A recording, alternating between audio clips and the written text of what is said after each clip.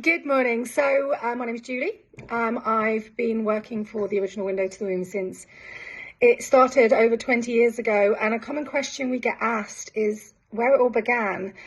So it started with my mum and dad. Those of you that have visited our studio over the years will have probably met Trevor and Glenda, of course, in the scan room. So back in 2000, my dad was a medical miner. My mum had been a childminder for 25 years, and they decided to do something different.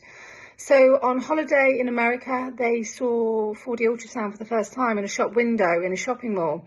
And when they came home, my mum decided that that's something that they were going to do. So we all thought, obviously, they were completely crazy.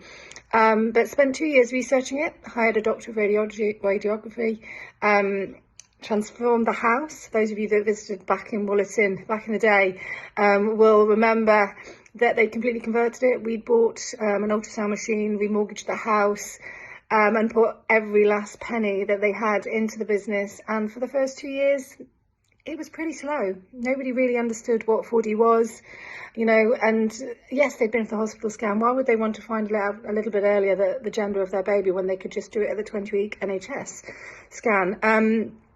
So after a few years, it did start to become more popular. You had celebrities having 4D scans, and the business eventually really started to take off.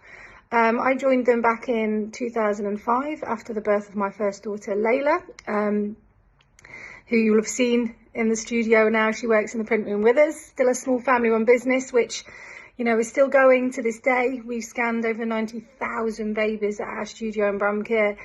And we hope to be going for at least another 20 years. One thing that's certainly going to happen is people will have more babies.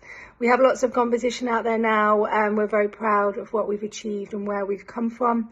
And if you want to support local businesses and have a heart to your scan, and you know, let us make the memory, include the family, include your friends, along with a visit to us, we'd love to meet you. My first vlog. Oh, sorry if it's a bit weird.